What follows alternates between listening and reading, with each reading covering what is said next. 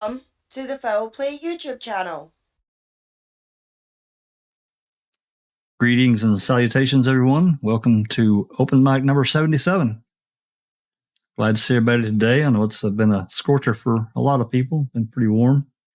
Hopefully it's cooled off for a few, though. I know that had a pretty bad heat wave over in the UK. But anyway, today we're going to be discussing, well, actually it's mainly Allison. Hopefully Disco will be making it home here shortly. They went and saw Making a Murderer, the musical, in Edenborough the other night, and they've got a little review. Alice took some photos, got a couple of videos we're going to be showing, and I think it's going to be interesting for a lot of people that, you know, not familiar with musicals, me being one of them. You know, when I first heard about MaM the Musical, it's like, what? That sounds weird. But, you know, if you think about it, you know, we did an interview with Phil and, you know, give him a fair shake in his approach. And anyway, I think that there's a misconception as to how this really is, no matter how our perception is in our mind. So we'll talk about that more just here in a few minutes. First, let's want to say hello and welcome those that have joined us in the live chat. And I see we've got the lovely Dark Side, Ian Rose, Cher, hello, thanks for coming. Angie, as always, thanks for coming. Ron Dassey. Who else we got here? I see that Ron Cass is a foul play lover. Thanks, Ron. Really appreciate the support. Every little bit helps. Rhonda SD. Yep, Jazz I saw. Naz. Yep. Was getting to Jazz Naz and Brother Yora's. Brother Yora's, if it's not too late, you could pop in here and Discord with us for a few minutes before you head off to sleep. Yep. Feradax. Hi, Feradax. Nice to see you. There's Andy B. He snuck in. Andy B. And there's the lovely Diane. Thanks for coming. Really appreciate it. And right now it's just Alice and I. Of course, we, you know, our best wishes go out to DB and Dr. Silkman for getting well and getting back on their feet and doing the things that, you know, getting back in here if they want, you know, doing what they like to do. They're not addicted, of course. So anyway, I'm going to turn this over to Alice to kind of give a little bit of a rundown before we throw up. I'll get some photos. I got photos ready. I got video ready. So I'm just going to kind of let her do her thing, and I'm just going to be kind of here taking orders. So Alice, you go ahead, and how you doing today? We're doing good. As you say, we've been getting a bit of a heat wave here in the UK just now. And our heat waves, if we get above 26 degrees Celsius, that's a heat wave for us, because we're not used to the temperatures that you get over there. I think it's like 80 degrees Fahrenheit, which is not hot. Yeah, that's it. That's what it says. I had to laugh at that. Me and Disco were sitting in the meadows on Tuesday, enjoying the sunshine. We were enjoying the sunshine, but we were sweating our butts off because of the heat. And I was like, those Americans will be laughing at us, just thinking, what are you talking about, bloody heat? Oh, yeah. So, yeah. So, Making the Murderer the Musical is on at the Cow Barn, is called, in the Underbelly in Edinburgh, for the Edinburgh Film Festival. And if you're going to see it, if you're in the UK and you're going to see it and you want to go just, you know, no insight into it whatsoever, then I would maybe no watch, because I mean there is going to be, as I says, I took photographs, But the way I did it, it's not like constant photographs. It was just photographs of each scene is what I was trying to get for yous, just to give yous an idea about how they were doing those scenes in a sense, you know. I know Diane is coming up to Scotland at the end of the month to go and see it. And I will say, Diane, you will not be disappointed. Well, I hope you'll not be disappointed. I mean, I went in there with an open mind. I'm not a big lover of musicals at all. But I went in there, I went with an open mind. And you know that I'm invested in the case. So if there was anything wrong or I didn't think anything was right or anything like that, then I would say so. And I would have said so to Phil and that as well. But I was actually quite surprised at how many people actually came to see it. I mean, when we went on the Tuesday night, it was a small setting, but it was full. It was full, which took us by surprise, me and Disco by surprise, because as we got up to it, we could see the queue. And there was already quite a few people standing there when we got there, so we were like, if that's the queue, then that's a good sign. And as it says before, it was and has been done respectfully. The parts are dignified, and me and Disco, oh, there's my lovely Disco, she's in. Yeah, I was going to say, well, we've got a few that's joined us here. We get to hear a break for a minute, in a minute, and then everybody can say hello. Hey there. Hey, Therese. Hey, Jack. Hey, Susan. Hi, Susan. Hey, Alice. Hello. Hello. I'm just back. I'm a little bit out of breath because I had to walk a couple of kilometers home because there was no taxis, but I'm here. Hey, brother yours. Brother yours. Hey, hello. How's everybody doing? Good, thank you. Yeah, it's good to see you all here. I was really respectful of you. You, Alice and Disco both don't like musicals, and you both went for it. Yes, I know. And I do think you're the best people to go for it because, like, I'm not a fan. Like, I love everything about music, and I know it's weird that I'm not a big fan of musicals, even though I know they're good. I'm kind of the same way, Disco. You're not the only one. I mean, I don't hate musicals, but it's not something that I'm like necessarily drawn towards. Does that make sense? Yeah.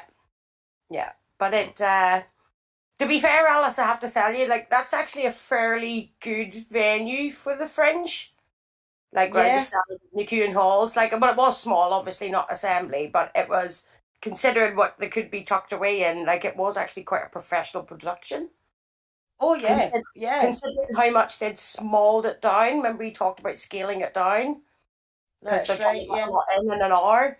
And they had, like, little minimal, like, they used the stage so well with these, like they just had these corrugated kind of, you know, like, iron things that they wheeled in front of them so they looked like they were in jail and out of jail. And that I just thought that was amazing. They just sort of, like, remained on stage all time because they're in and out of jail. And I thought that was really good. Yeah. I mean, the way that they've went about it, I mean, as I says, it is, and it was, very respectful to all that was involved, to Teresa, to the family, the ones that... They didn't mention the Hallbacks at all. They don't mention any LE apart from Kratz at all by name. Well, you know, I'm just thinking about how much, you know, Phil did say that they had to cut an hour, so Yeah. I But was the hoping you way- girls could maybe sing a little line from The Prize.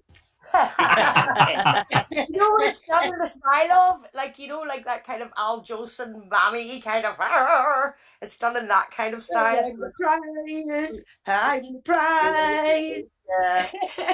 And he gets down on a knee and then he can't get up again and they have to help him up. And So- he's like, yeah, bit of help, please. You know, it's the you know, you won't get any better, but the prize. Yeah. I'm the prize. So, you know, Yeah, well, thinking about the photos, I mean, just I remember one photo. We'll get to them here in a minute, but it looked like it was the theater there was pretty full. I mean, from what I could tell. Okay, just from what you guys noticed, and not getting into any necessarily particulars, did people in the audience seem to appreciate it? Did they like it? Yeah. And that's Yes. all right. There was people talking who hadn't seen the documentary.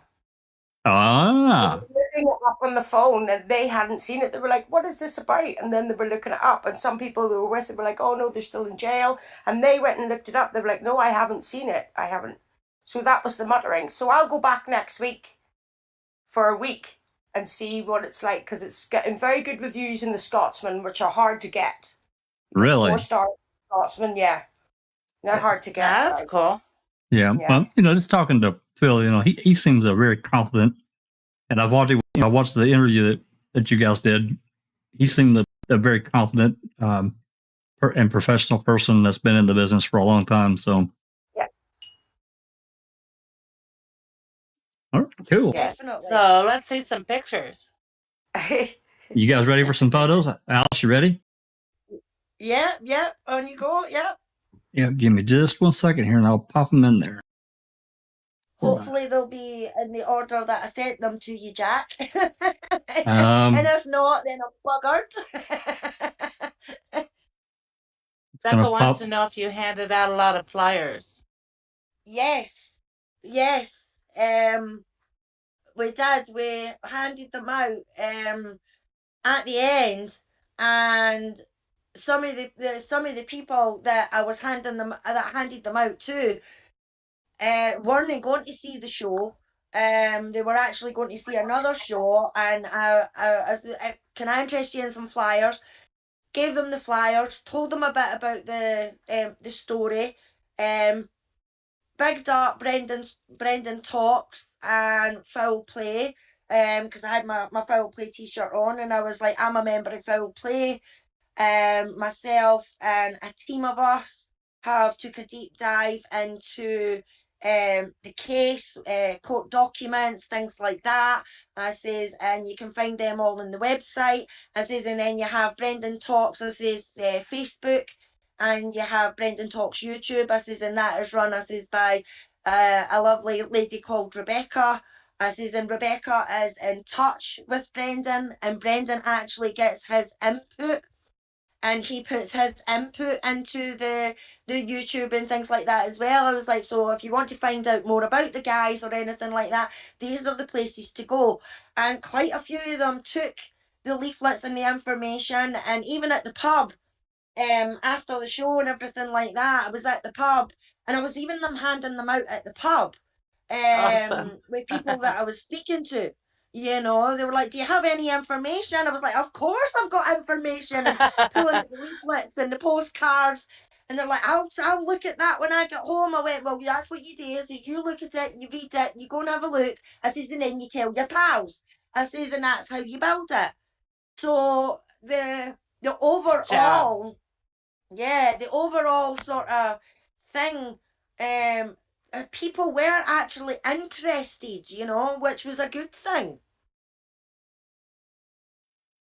Yeah, I mean, Absolutely. That's I mean, awesome. this has been mentioned and gotten good reviews in the Scotsman, which is difficult to get. So, but this is the first picture. I mean, the photos are pretty much exactly like they were in Google Drive. So, this is the first photo that in the group. So I'm just going to go through them slowly here. This looks like the beginning jail type Yeah, this was right at the very beginning. This was before it even started. So just to say, like, when I was sitting at the back waiting for my friend, like, I saw some people come in and they were muttering away, and I was like, they look like they're in costumes, and they come out down into the crowd, and like, I was like, oh, I think they might be part of the thing before it actually started. And he went, like, one of them went down and sat near where Alice had saved us some seats, and it turned out it was Phil dressed up as one of the Manitowoc people, and we Oh. that was so Rascal. weird. It was very random. That's cool. So, yeah, it was a bit mental. So they incorporated it like as a tour at first. So it had this introduction to like Manitowoc and about their cheese, but don't mention anything about making a murderer or Stephen Avery. Like that was the whole song. Yeah, yeah. I mean, this is a photo here that Alice took. That you can see that the theater is. I see a few empty seats, but by and large, it's pretty full. Yeah, but that was before it even started, though, Jack. Right. I mean, where I was sitting on. It was like a row of 5 seats from the stage right the way up the back there. And I was sitting in the 3rd row because it was a clear view of the stage and everything like that.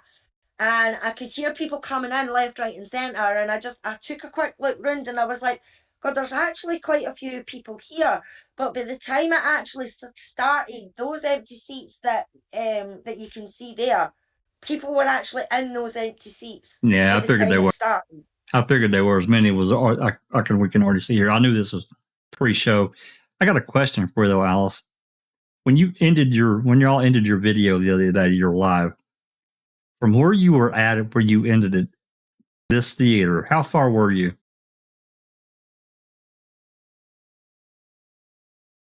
They were right by it, like I about think. 300 yards, like not even, like about 50 yards around the corner.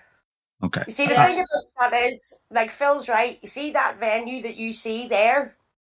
That is filled from 11 o'clock in the morning right up until night. Every hour there's a show in that venue, and there's venues everywhere. Right. So every hour in every venue for 11 to 12 to 13 hours a day, there's a different show. That's crazy. Wow.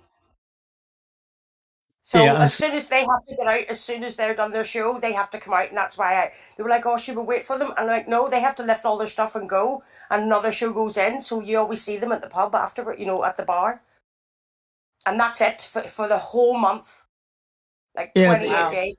That's kind of neat though, because that kind of keeps it simplistic, on the move, and fresh, and boom, boom, boom. Yeah. That's kind of neat though, really. Yeah. Well, it's like, just to give a bit of history about it. It's like there's international festivals and like a very highbrow kind of comedy. But Peter Cook, who was kind of the king of satire here, I'm sure you know Dudley Moore and Peter Cook, but they were the people that started the Fringe, which was like a subversive satire comedy edge, and that is what the Fringe is. There's also the Edinburgh International Festival, the Book Festival, like an arts festival. All of it goes on at the same time. But the Fringe is mostly comedy and satire. Yeah. Yeah. And has been going since the 60s. Yeah, since 1947. The Fringe started in 1947, and it started off with just 8 venues holding a show of some sort, whether it be comedy, cabaret, play, something like that, and it's just grew and grew and grew and grew over the years, that much so that it is the most wanted, ticketed thing in the world. It sells more tickets in the World Cup. Yeah, it beats the Olympics and it beats the World Cup for ticket sales. I could tell this from you guys. I could tell just when you guys were walking around, and it wasn't that long. There were absolutely venues everywhere. I could see that. Yeah. People could rent out their flats as venues if they wanted to. Wow. All right, So looking at this photo here, I can see it looks like a photo of on the backdrop there. I can't tell. I can't tell is that downtown Manitowoc? Yeah. That's Betsy, and Betsy is the tour guide for Manitowoc. The guy on the red, the guy on the red jacket. Yeah, that's a woman. It's a woman. Yeah, a woman. Yeah. She's Betsy, and she's the tour guide. Oh, I see her now. I'm blind. I apologize. Yeah. And I'm not wanting to give Diane, because I know lovely Diane is going to see it. So if you don't want too many spoilers, Diane, you might want to tune it a wee bit. But lots of people play different people. They move the cast around, you know. Yeah, they certainly do. But it starts off, and she's a tour guide. She's not, and she's like, "Hello, everybody, welcome to Manitowoc," and and she goes into what Manitowoc is known for, the cheese and the milking and things like that. And then, as Disco says, you hear the chatter coming from behind you, and it's some of the crew that are actually coming down through the audience. Have you got the next picture, Jack?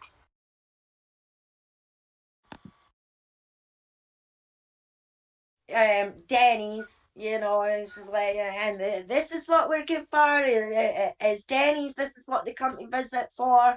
Well, Denny's is a fast food chain at restaurants all over the United States. They're everywhere.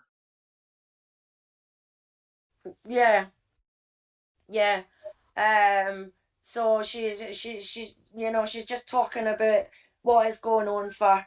And if I remember right, this was after, like, the way they've done it. It's after the documentary has been on Netflix. Yeah. Right. So No, they do it with the tours where they don't want to talk about it, and I think they change it, if I'm right, where she starts doing the tours later and mentions the documentary, where it works for them again. I don't know. I have to I'll pick that up. But remember, she meets another tour person, and they have a competing tour. Yeah. All right. Yeah. And she's trying to do just the tour of Manitowoc, where the other tour is trying to mention, and she doesn't want them to mention that, which I thought was funny. Just about Manitowoc.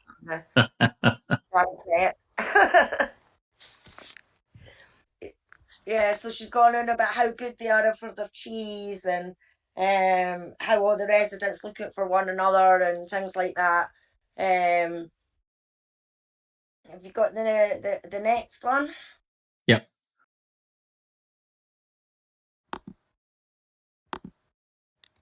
Yeah, that's them. How can I remember about that one? Oh yeah, that's the cheese. That he's holding like the triangle bit of cheese in that in his hand.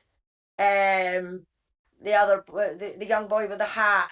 That's the cheese, and they're saying how they are for their cheese, and that it's the best cheese on that side of the States and things like that. I can't actually remember why she's lying down there. I can't remember if she falls. I was wondering why this person was laying on the stage there. That's a joke. Yeah. It's definitely a physical gag that they do in the lyrics. I can't remember what it is. Yeah, here's the next one. That's all the residents. What the residents and that are supposed to be, because these few photographs that are seen is the first of Manitowoc. Welcome to Manitowoc. We're the best county. and everything like that. And this is all like the sort of kind of residency manor talk and everything. And I think this is where they go on about the Netflix series, and she's like, you know, that series that we don't talk about, that we're not supposed to talk about. And then one of them mentions, oh yeah, the Averys, and she's like, oh, we don't talk about them either. You know, which is true. I mean, we all know ourselves by what we've researched and people that actually live there and things like that as well, that they don't like talking about the documentary, and they don't like talking about the Avery family, you know. Right. So I thought that was quite good how they brought that sort of into it as well, you know, because we all know that they don't like talking about it. Actually, I think what's going on here, right, because that's the other tour guide, I think, and they have the whites and dark. They're talking about some kind of separation there. I think that comes into the end. Oh, the racial disparity. Yeah. Like, they don't mention it a lot. It's just touched upon, you know. Right. It's there in the background. Not like in others, you know. Could be anybody, but not like in others, you know. For whatever reasons, not being like them.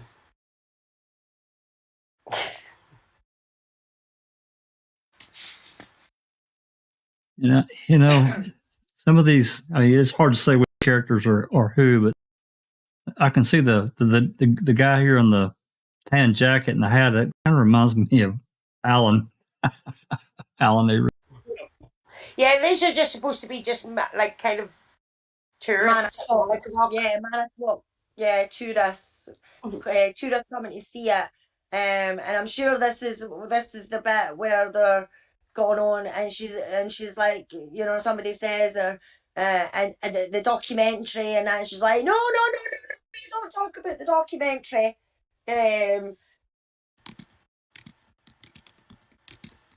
So if you'd like to go to the next one, Jack, please. Yep, it's coming. This is the first time. This is about the 85 case. And this is them going on about why does Stephen not take a plea deal for the 85 case and everything. And he's like, well, why should I? I'm not taking I'm not pleading to something that I haven't done. And things like that. And I'm super impressed that Phil connected 85 to the 2005 case. Yeah. I can't convey to you how accurate it is. Like, you see all the pictures in the back, it keeps coming up with facts that give you the exact timeline. And people walk on and it moves, and it moves so quick, but it is completely accurate to what happens. Yeah. That's Fox Blake in the background. It's unbelievable just how accurate he pins, because they get all the important stuff in there in that hour, right from the 85 case right the way up until near enough the present day, you know. So there were two guys in stripes. What was the other guy supposed to be? That was just meant to be another prisoner, Susan, who came in and was like, Stephen, why are you not taking the plea deal? You know, and he's like, because I'm not going to admit to something that I've not done. It's as simple as that. And then the woman there beside Stephen is supposed to be Dolores. Mm-hmm. And she you know, she says to him, well, I believe you, Stephen, you know, whatever you want to do, you know, we'll do, and things like that. And that's supposed to be the prison officer, one of the prison guards. So that's see that. A visit. Yeah. All right, next. Still same. And that's it's a bit of lavender that he's got on his hand there, and they've says they did the bit in it that Ma planted a lavender garden at the property, and she takes up lavender for Stephen to give him lavender and things like that, and he's like, Ma, it's not a garden and things like that. I don't know if I'll be allowed it and stuff, but that's him. That one, I'm sure it's a song about how he isn't gonna admit to something that he hasn't done, and looking forward to one day being out, So as this is going, they're doing different pieces of music as they're talking and continuing on with the story. That's interesting. Yeah, and I mean the songs that were in it, yeah, the songs that were in it were brilliant and poignant and relevant to that scene that they were doing, This was absolutely hilarious. Really was. This is the DNA song. Oh my God! Can't even imagine. That's what this. Yes, that's what this one is about. Is it? And it's really informative.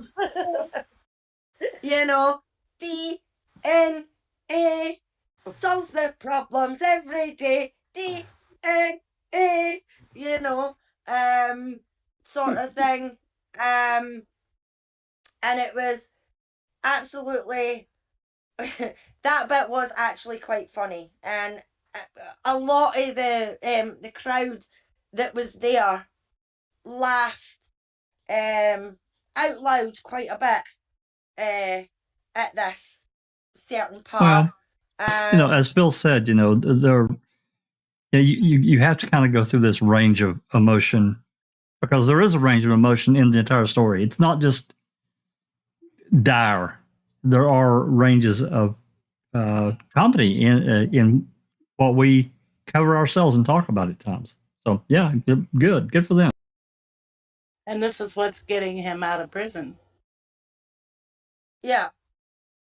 Hey, the more we can get it out there, I agree, Susan. The more we can put it out there, or Phil or whoever can get this story out there. No, I mean the DNA, the first time. Yeah, absolutely. Yeah.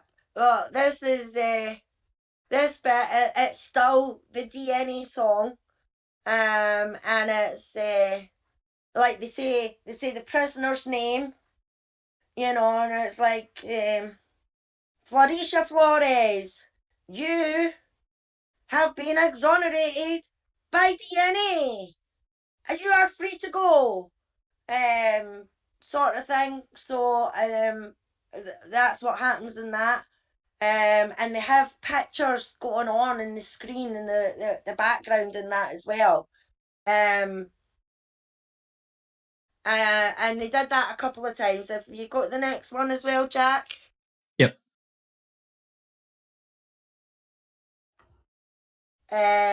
Right, this one was when he got exonerated, so this is just after the DNA song. And he got exonerated in 2003. They have the salvage yard there on the screen. That's Dolores and Stephen and the young boy with his back to us, with a burgundy and white on. That's the young lad Dean who played Brendan, and that's supposed to be Brendan when Stephen first gets out and gets back home. So if you'd like to go to the next one. Yep. I know that's a bit blurry, but it's just the same thing. But that is when Stephen actually goes up and he speaks to Brendan, and he's like, is this little Brendan? You were only so high when I I seen you last time, and I'm sure does he ask if he still likes Legos or something like that, Disco? If I remember right, it's something along those lines. He kind of asks him. Yeah, it's something out of time, like and he's like, yeah, I'm not into that anymore, you know. And he's like, oh, you're bigger. And he's like, yeah, some people have been calling me fat. And he goes, no, I didn't mean that. You're just larger. Like they made that kind of inference. Interesting. That's right. Yeah, that's right. Yeah, people have said that I'm fat, and he was like, no, I mean, you're growing. tall. Yeah, you've stretched, you're tall. You were only a wee tot the last time I seen you, which was quite poignant. Now this, oh my God, this bit was hilarious. Now remember, as we said before, the most funniest bits that you could think of came down to the police. Not Stephen, not Brendan, but the police in the scenario. And this is exactly what's happening in this scene. This is them getting the phone call that Stephen is being set free. You know, and if I remember right, is this know where they go into song, Disco, and they're going shite, we've been I think we fucked up.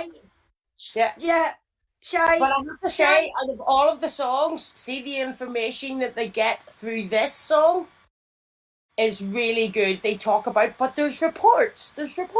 We've got reports. Oh. Like they go through this, like, and it is actually incredibly accurate to what they did in one song. So hats off to him.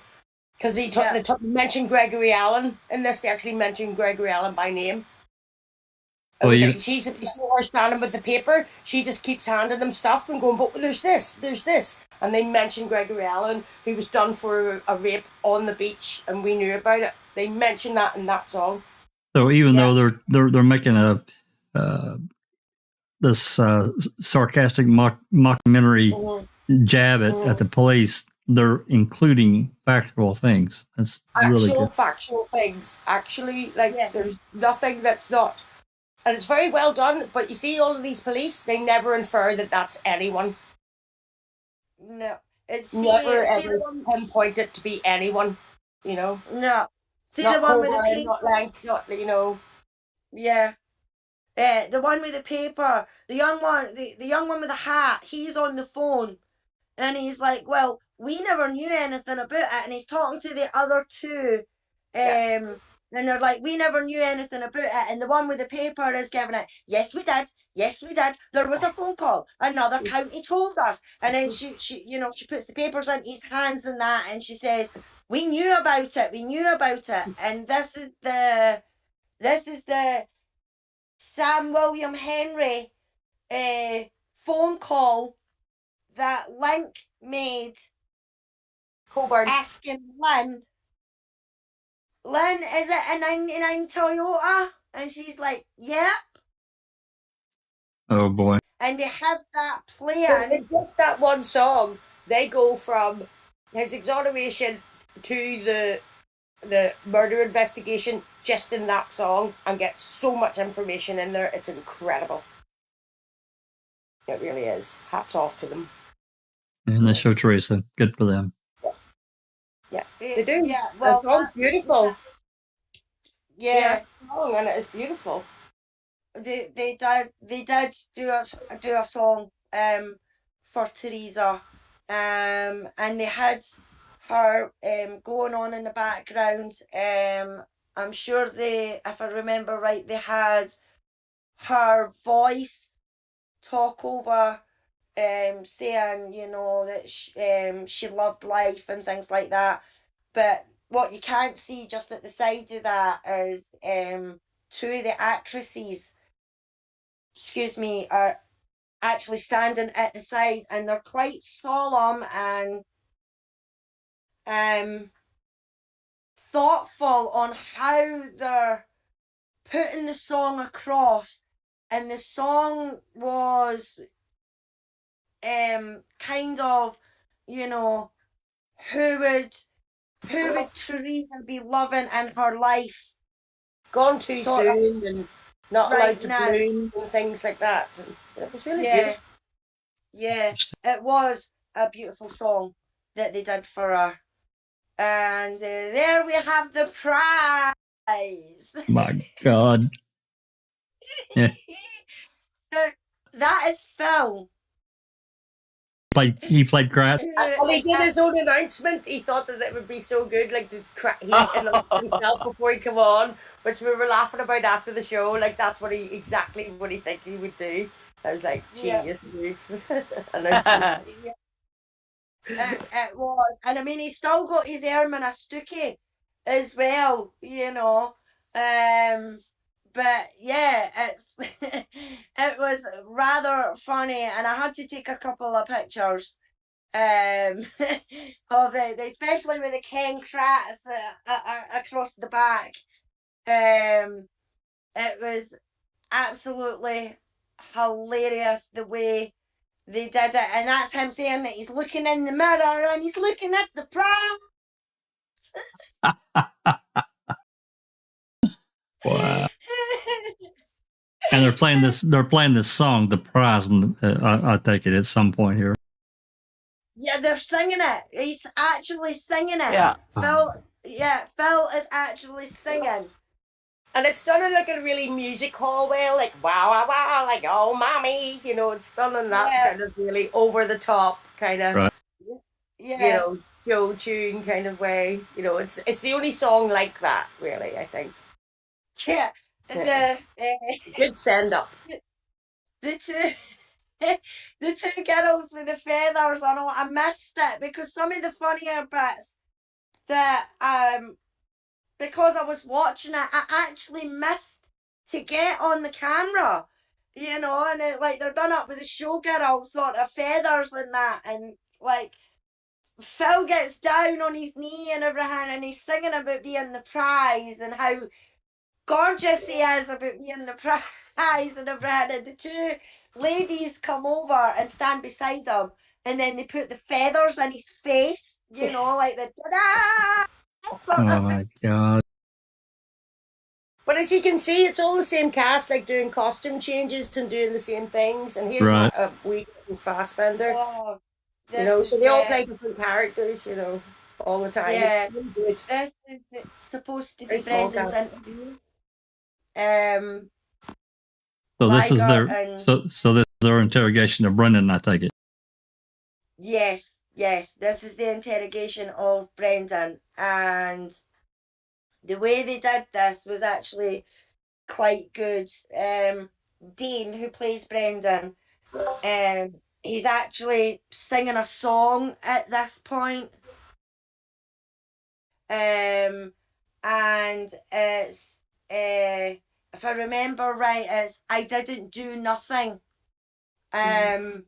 Is sort of the lyrics that are going along with it. And the way they do it, Brendan's singing, and he's, you know, I didn't do nothing, and the two that are supposed to be Uyghur and Fassbender, the way they act it out is they, like, one of them's talking to him, and the other one then talks to him, and then the other one talks to him, but Brendan's being that loud that you don't actually hear what they're saying, but you know, like they're having a go at him the way Fassbender and that were doing it, and they even come out and they're like, well, we know, Brendan, we know, so there's no point in lying to us, we know, you know, so they even get that part of it in it as well.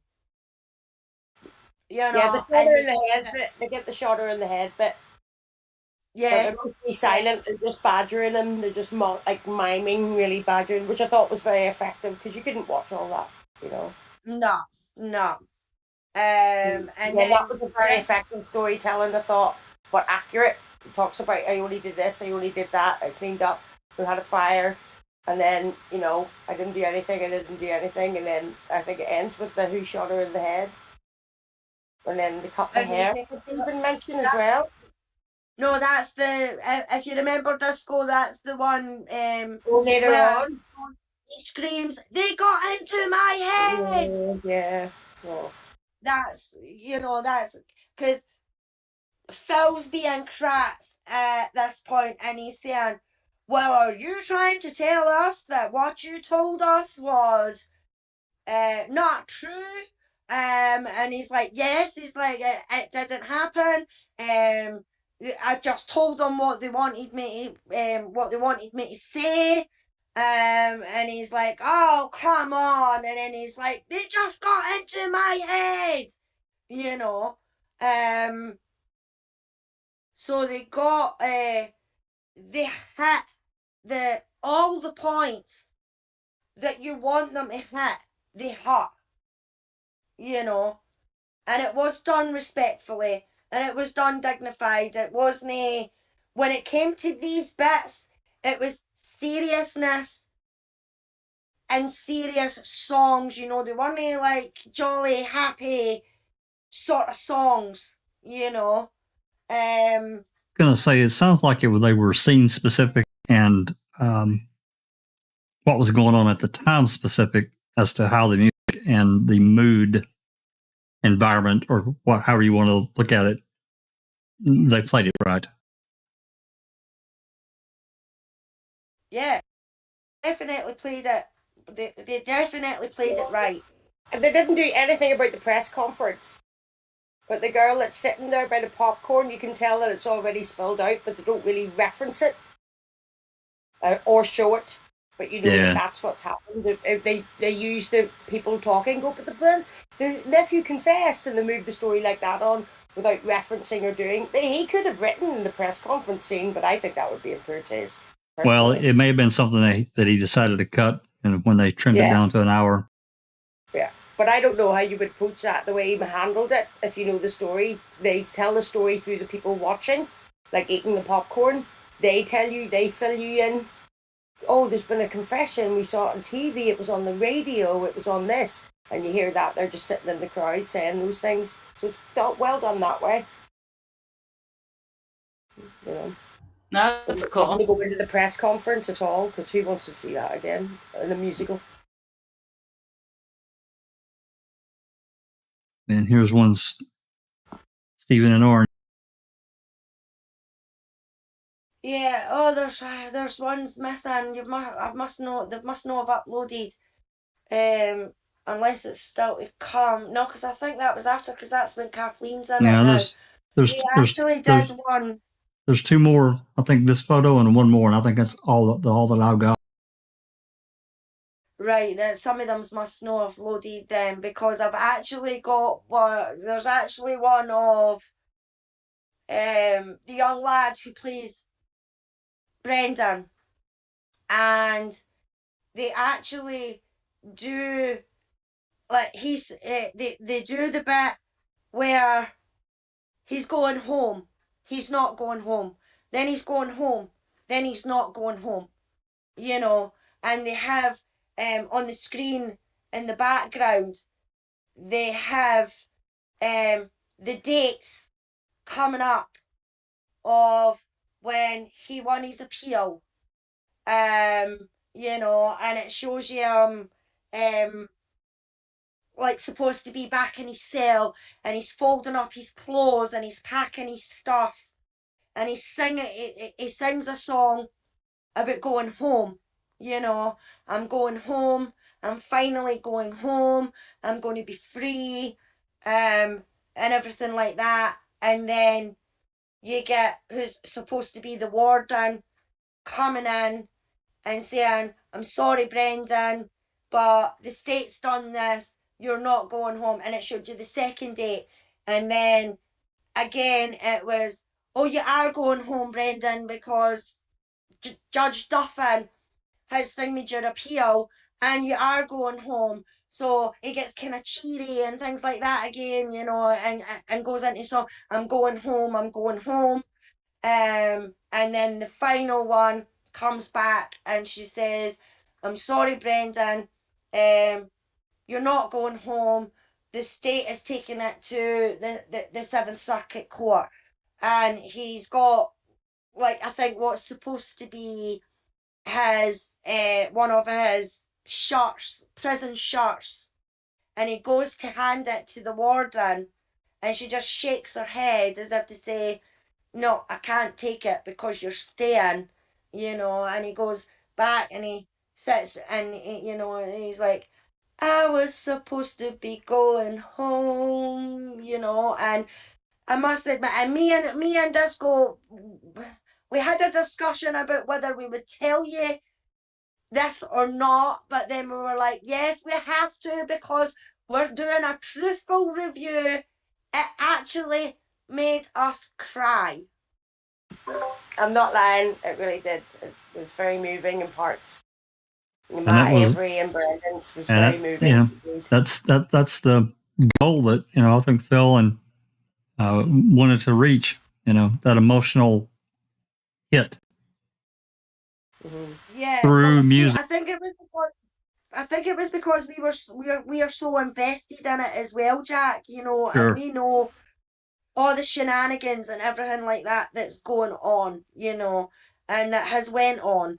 And honestly and truly, when it came to the Brendan song about going home, you could actually imagine that would have been a reaction that Brendan would have had, that being excited about going home and everything, and then being disappointed, and then the excitement, and then the disappointment, and they really, really did pull that together and actually make you feel that was how Brendan probably would have felt, and you can, and because we're so invested in it, I think that's why it got to me and Disco as much as well, because we know that that's how we felt when we first read about it, but to see it like that, you're like, oh my God, that Wayne could have actually have went through that. Well, I don't know how many, I was around. I remember all of that so well. It was a roller coaster. It was crazy. After duffing. Well, they got that roller coaster in it, and like you see at the back, what I'm saying, like that, like the way you've got those images, they're quite good with their images. And every time he's being said he's going home, they give the dates of when it's denied, when it's appealed, when it's denied, and it goes down, and the list just gets longer, and it goes down to like 2017. It was crazy. It was absolutely crazy how that all, because we were all thinking, Duffin's laid the law down. He stood up for Brendan, and he's going to get out. And then, Brad Schimmel had 17 heart attacks and got his way. Yeah. On the 11th hour, really, wasn't it? Yeah. Well, basically, yeah, because it was upheld when it went to the Seventh Circuit, and then they requested the en banc, and it was great. They waited the longest they could, didn't they, before contesting it? I think. Like, they waited quite a long time. I think. Well, it wasn't too long. They had X amount. I think they had X amount of time, but they had to wait. Because when they request the en banc, it takes time for these judges to say, because they have the right to say it's a voluntary thing. They could, if enough of them, I think, say no, then it doesn't happen. If enough of them say yes, they overrule the ones that maybe don't want to do it. I think that's how that works. But yeah. Becca says he was excited, and each time he really was like, "This is it." I'm sure he'd been there for just a little over 9 years at that point. August 2007 when he got sentenced, and this was the fall of 2016. So. Yeah, and the way, to be honest, us talking about it doesn't really get the justice that it showed. We're doing our best, and we're trying our best, and I'm trying not to give too much away either for other people that may want to see it. Especially Diane. I know Diane's going to see it as well at the end of the month. There is a lot more to it, but trying to remember every single little detail is, no. is a bit much. But from what we've seen, from what we heard, and what was shown, we gave it a 5 FOIAs out of 5 FOIAs. There you go. I think there's one more. I think there's one more photo. Let me check here. I think there's one more in this batch. And just so you know, Alice, I got in that folder you linked me. There are 27 photos and 2 videos. So that's what I got. And I think there's one more photo here. 047. Yeah, I think there's about 3 photos missing. By the way, I'd just like to say, like the Ma Avery song at the end was really, and the scenes were very moving, but I don't want to give too much away because they were quite special. Yeah. Yeah, this is the last photo. That's the Brendan bit. Yeah. And with all of this, can you see they've like got us, we go through it. Yeah, I zoomed in. Yeah, Deffin's decision was just, I think, barely over 9 years from when he was sentenced, and then it went through all the bullshit that it went through with the state level Schimmel and that crowd, and it was crazy. Anyway, yeah, I mean, I think you guys have done a really good job, giving us a good review. I mean, I'm like everyone else. We know you can't and really shouldn't tell us blow by blow everything that happened, but it's kind of like I thought, the way you've explained it. It was done tastefully, and with every emotion in the book, basically through music and what they talked about. Like, right at the end, they like run through other exonerees. Like they just have a whole thing about the Innocence Project at the end and show other people and their time and stuff like that, and have a song about that. I mean, what more do you want? Do you know what I mean? But it's not just about them, it's... Yeah, I mean, as we said, it was, when it came to the serious bits, I mean, like Dean, who played Brendan, he had his shyness down to a T, he was shy, he was quiet, and that bit where he's holding the clothes, and he's like, I was going home, and it's quite a somber, mellow sort of song, when it's, oh, you're going home, so it would be high and it would be chirpy, or oh, I'm going home sort of thing. And then when they came back and said, no, you're not going, they dulled it right down. Right, punch to the gut, punch to the stomach. Yeah. It really was. It really was. And just seeing it like that, it was, I mean, I was hoping that Disco didn't see me wiping the tears and that away, but I could hear her sniffling beside me as well. I was like, thank God it's not just me. All right, well, so did they have the trial, part of the trial in there?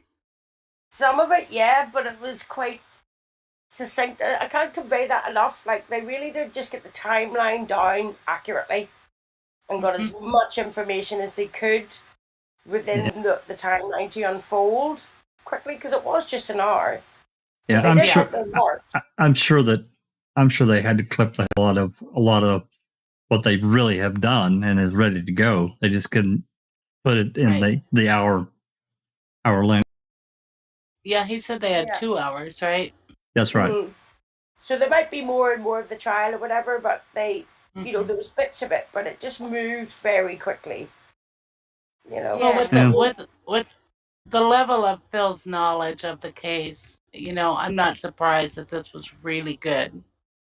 Yeah, it honestly was. And I mean, what annoys me the most, Susan, I mean, I was a bit annoyed earlier when I seen on Twitter that Mr. Drizzen had put up that he was disgusted and all the rest of it, about them making money off a musical. How can they make money off of something like this? Well, how did Jerry and Dean make money off of this with the tours and things like that they've done? You know what I mean? They done it respectful. They got the pack out there, you know, and that is exactly. I don't think it's even about that. I think it's about the lack of understanding what, interpret. Sometimes when the law fails, the public need to talk about it, and that's the last resort. What Michael Bell was talking about. He'd exhausted every legal aspect and had the money to, and got nowhere. So he's just started to go with public, because that seems to be able to, like, the only way. Sometimes your last resort. So why wouldn't it? You just spread awareness through any medium or form whatsoever. I agree. Totally. But it's the fact as well that people that didn't even know about it were actually looking it up. You know, like Disco said. You know, yeah, that's awesome. People hadn't seen the show. And a couple of people that I spoke to as well while handing out the flyers, they had seen the documentary, but that was it. They didn't know about the websites and that being out there. They didn't know about Brendan Talks and things like that. So when I was handing out the flyers and everything, I was like, look, I says, these websites, this is at the bottom here. I says, this is where you can get all your information. I was like, Brendan Talks, I says, is run by Becca. I says, Becca does like competitions, and if Brendan's having I says, because sometimes in prison they get like sort of special meals that they can get, you know, and one month it could be fried chicken or something like that. So he'll tell Becca that he's having fried chicken on such and such a day. I says, and then we'll all do something on the outside and send pictures to Becca. I says, and then Becca sends it on to Brendan. I says, so Brendan is quite involved in the ongoings of Brendan Talks. I says, and then I says, you've got Foul Play. I says, which I'm with, and I point to my T-shirt and that. I'm with a team called Foul Play, you know, we got bigged up all through the festival. It's like, we've got the biggest library of documents, evidence, photos, transcripts, things like that. I says, so if you really want to take a deep dive, I says, just go to these websites.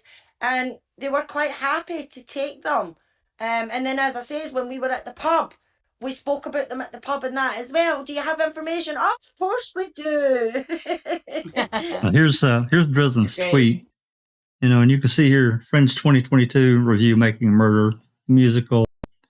Quote, prepare to be outraged. And he says, I don't need to prepare. I'm already outraged this got made and that people are paying dollars to see it.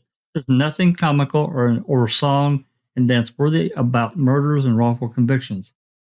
So he's made up his mind right off the bat. And he knows nothing about it, obviously. And knows nothing. He doesn't know that the proceeds are going to nonprofit. To Innocence Project.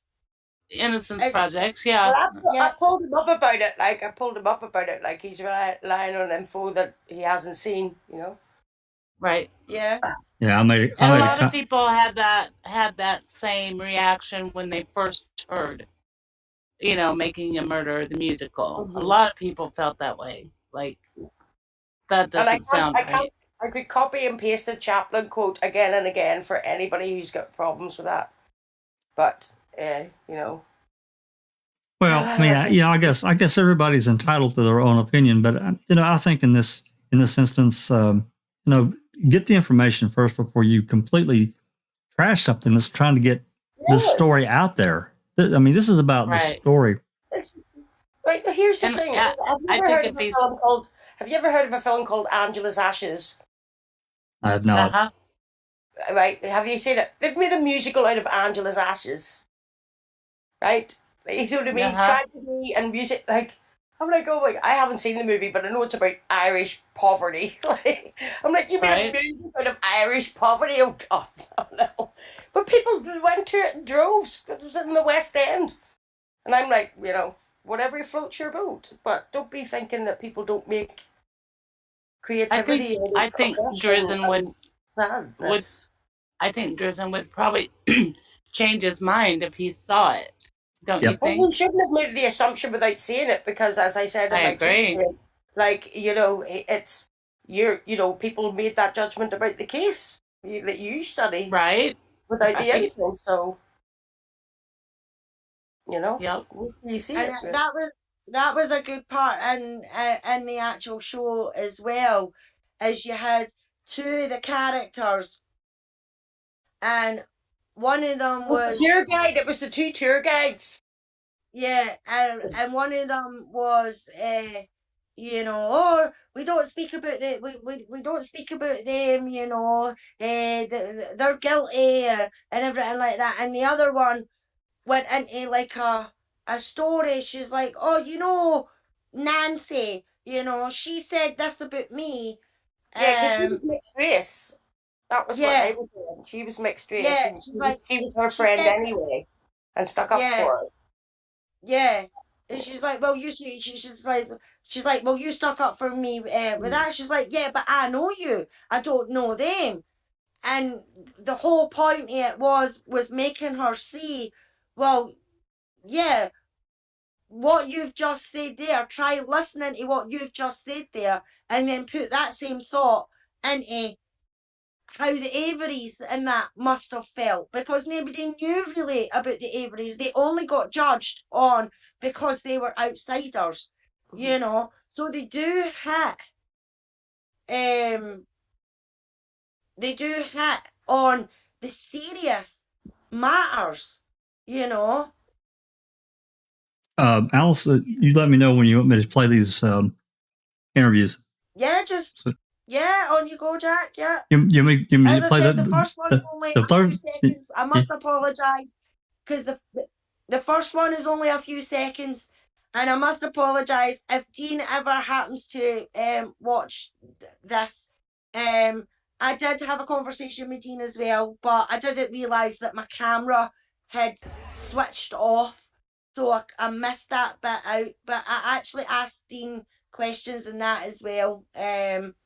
And he'd seen the first part of the documentary, the first 10 episodes, and he believed, like we all did from the beginning, that Stephen and Brendan were innocent, especially Brendan.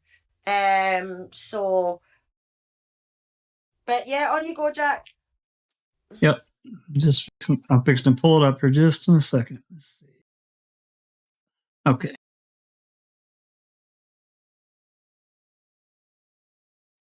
Okay, if you're here in YouTube or in Discord, you probably got to unmute YouTube to hear this. All right, here we go. Turn the camera around. There we go. Hi guys. Well, just after the show, and look who's joining us. It is Phil and Dean, who plays Brendan, and I'm no good with this camera, and Phil, who done Crack's the Prize. Yeah. I've only grown this. Yeah, it's real, yeah. Have you only done it for Yeah, I've only played the Crack's, show? yeah. Oh, Yeah. really? Oh, I don't want to get one of them sticky on one things that you come off all the time. All right. Give me just 1 second, and I'll pull up the second one, and it is 5 or 6 minutes long, I think.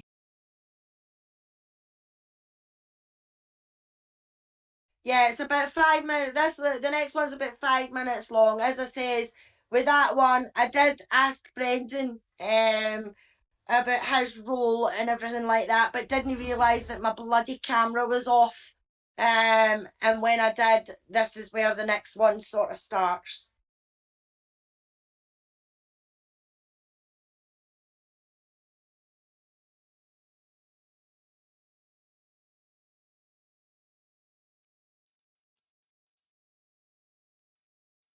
All right. Again, if you're in Discord, you're going to have to unmute. Oh, there we go. Justice is justice served for everybody. Yeah. Victim and the potential perpetrators. So if somebody gets locked up and nobody does it for nothing, and nobody does anything about that, then any of us, we could get locked up for nothing. So it's something we just need to, the people with the power to do that, it's been coerced, they need to be accountable for that. And So, yeah. did you see it? Was it Making a Murderer? Oh, was it Making a Murderer that you seen? Yeah, I saw the Yeah. first. Yeah, I saw the first series, and then after the first series, I thought, well, there's no way that they can bring any characters in like Kratz, and then in what Kathleen Zellner. You know, it's like a really. You know, it's got, and Nikki plays is fantastic as well. In fact, to all the cast are All the cast were brilliant. Yeah. It was brilliant. And I mean, because a lot of people were a bit, a musical. You know, why are they making a musical with a tragedy? Well, You know. I think because with music, you can highlight the comedy. If you did it as a play or as a play, then you cannot ridicule the system as much, which you can in song, and also the like the Brendan song or Teresa's song or the last song at the end. You know, music touches parts of the emotion that you just can't. You know, the words can't. Uh-huh. So you know, that's the reason why I thought. You know, I thought it was in left field, Uh-huh. which made me even want to do it even more. You know? Yeah. And are you happy with the responses that you're getting from the fans, even though it's early days? Can't be. Sorry, say that one more time. Are you happy with the responses from the fans that you're getting, even though it's just early days? You got your Yes, music, absolutely. 5 stars. Yeah. I mean, we've been 3/4 full from the start, really, which for the Fringe is great. Yeah. Our previews were nearly full for the previews as well, so I think it's been a great turnout. I think it's one of those things that people come not knowing what to expect, and I think they're quite surprised when you get it, because you might think, oh, it's going to be dour, but it's not at all like that. You know, the first scene without getting too much away is the residents of Manitowoc singing about their town, and then so yeah, you know, because it's like anything that you need an art to it. Comedy and tragedy go really well together. You're laughing at 1 minute and then you're crying at the next. And I think, you know, that's the idea. And again, that's one of the reasons for doing it as a musical, because I think it provokes that emotional response much better than anything else can. Music can. You can listen to a song and you can cry your eyes out. You don't know why, but it's the music, you know. So, yeah, that's the reason. Say what I keep telling you, I love music, I'm not a fan of music. Yeah. I have to say, I thought the songs were really good, and you conveyed everything really efficiently and Yeah. succinctly. Yeah. A lot of joy and fun, and Yeah. Yeah, well, it is, like you say, you know, you don't want to disrespect the truth, you don't want to disrespect Teresa, so it's all, you know, you'll testify that those moments are dealt with very sensitively. Yeah. But if we take this out again, perhaps in the justice system, Oh, that was then, the prize! then we will. I'm telling you guys, the prize song was fantastic. I mean, I did manage to take a couple of photographs. How cool. I need to go on some weight. Yeah, You've no. got to agree with me. You've got to agree with me. I know, but you're the right size. Prize 13, It was absolutely brilliant when we coming on, especially the sequin jacket. All right. I mean, that was Doing fantastic. his own announcement. With the sequins, it was absolutely brilliant. So, well, I would just like to say, oh, see, I'm no good with this bloody technology. Where am I? There we go. Well, I would just like to say thanks very much, Phil. It's been a pleasure talking to you. And as I say, we give it 5 stars all round. 5 FOIAs. 5 FOIAs, yeah, 5 FOIAs, guys, 5 FOIAs. And hope that it has loads of success and you can travel to America for the other guys in the States to see it. Just say before we go that we got a message of Brad Dassey. All right. I think he was a bit worried, and I sent him an interview I'd done, and he's like saying, "Congratulations, guys, fantastic, really love it." And he was sort of, really up for it. So obviously, anybody that's involved in TikTok Manitowoc or all the sites, then yeah, we are doing it all justice. It's the best. Because we haven't had justice in the first place, so we're trying to do justice now. All right. That's fantastic. Thank you very much, guys. Thank you.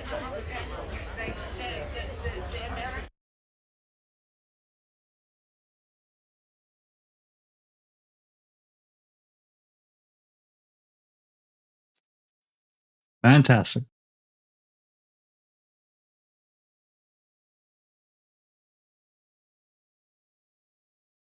Yeah, so I didn't want to keep them too long because they had just finished the show and everything like that, and I thought it was really nice of them to come over and have a chat with us in the first place. Absolutely. And as it says, he was respectful. The whole show is respectful, and the only thing I can say is anybody in the UK, whether Scotland, England, Ireland or Wales, if you can get up to the Edinburgh Festival before the end of the month, one show to go and see is MaM the Musical. And as we say, we gave it 5 FOIAs out of 5 FOIAs. And I never thought, I didn't go there with the mindset of, oh, it's going to be brilliant, and it's going to be this, it's going to be that. Went there with an open mind, and that we would have said something to Phil, if we thought anything was wrong or anything like that. Yeah, I mean, Phil seemed like such a straight shooter, and really good to talk to. When he came on and interviewed with us, he was really great to talk to, and seemed very open, straight. He wasn't trying to pull a fast one. I think his mind and heart is in the right place. They're donating the proceeds to the Innocence Project, so where they're maybe performing at. That was kind of the deal. That because again, that's another aspect of this whole thing of making money off of Brendan and Stephen's story and Teresa's story.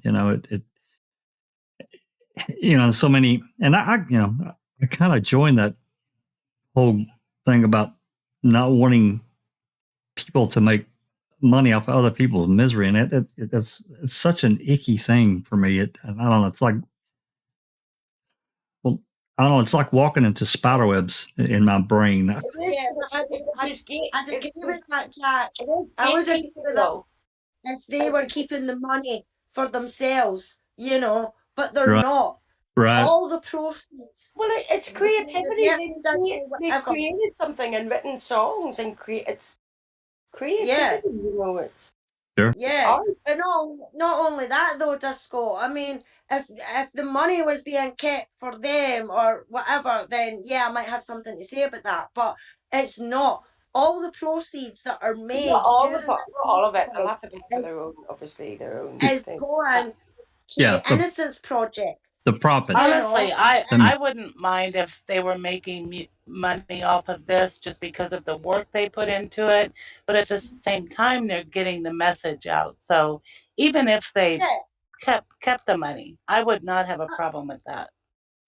Well, I mean, obviously they'll be keeping something for them, for a wee bit themselves. Well, they got to be paid. They got to be. They got to pay. Being criticised for making money off this investigation. Well, they got to be paid for their time. I'm not saying that. I'm talking about profits beyond. After they pay the bills, the profits. Now, there was a question that Stacy had that he'd put on Twitter because I had put that. And he thought it was from the merchandise, but I don't know of any merchandising that they have. But I'm going to try to clarify that with Phil. I want to make sure that we're getting the right message out. I don't want any. But what I understood when he came and talked to us was that it's the profits after of the proceeds is getting donated. It's a percentage of the profits that will go to each Innocent Project for every place that they tour with it. A percentage of the profits. I thought it was all the profits. Okay. All right. No. Okay. But that's okay because they're putting a lot of work into it. I mean, sure they are. Yeah. Sure they are. I get that. I really do. And the creative arts has taken a huge knock after the pandemic because there was no furloughs for those people, really. No. Well, we're moving into the 7th year. We're going to be upon the 7th year since Making a Murder was released. And to me, I look back at now and I'm thinking to myself, 7 freaking years, I know all of you haven't been involved that long, but you've been involved long enough. You know what I'm saying, right? So 6.5. see, there you go. You're right on my heels, sister. So Yeah. well, I have to say big thanks to Alice and Disco for doing that and capturing what they did and bringing us back an honest feel for what they saw. They've been involved long enough, with the community. I think that they've done an honest thing, and they didn't have to do it. Big shout out to, I think it was our William that bought your ticket, wasn't it, Alice? Yes, our William got my ticket for me to be able to go. Isn't that awesome? And it's Somebody very much appreciated. Somebody in the community Thank that you, would do that. William. That's awesome. Yeah. Give yourself a big pat on the back. Yep, we're going to take you out.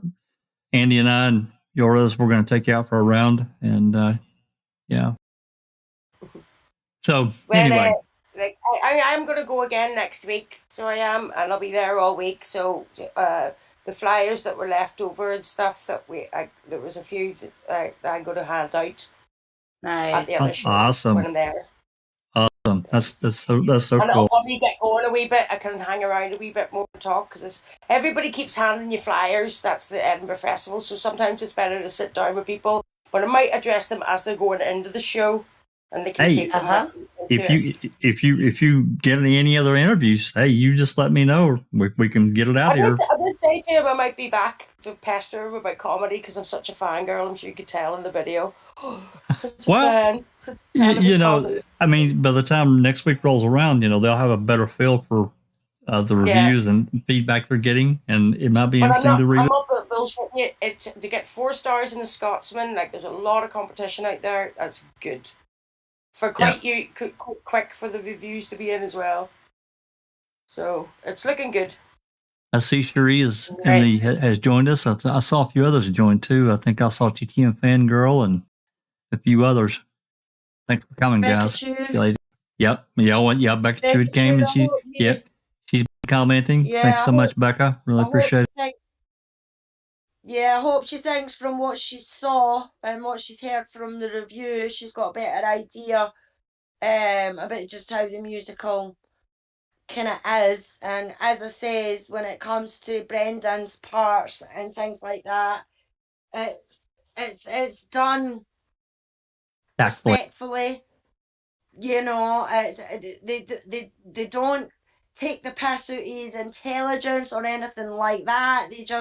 They have him being shy and inward and the way he speaks and everything like that. And as I says, and I mean, Diane is going to see it as well. So maybe hopefully we could get Diane to come on and open mic when she gets back home and everything like that, and have a discussion about what she thought of it as well. That would be awesome. That would be that would be fantastic. She's welcome anytime. And just a message to Becca. I don't know if you can send Brendan photos, but if you can, and if Alice doesn't mind, I can share these, or Alice can, one of the two, share these photos with you, and you can share a few with Brendan if he's allowed. Just throwing it out there. So, well, awesome stuff. Unless there's any other questions, I did want to make a couple of comments. Not necessarily about this. This is changing the subject a little, moving onto something different. Are we good? We got more comments or questions, guys? I'm glad to stay with it if people want to talk. But a couple of points that I wanted to talk about before we got out of here in a little while.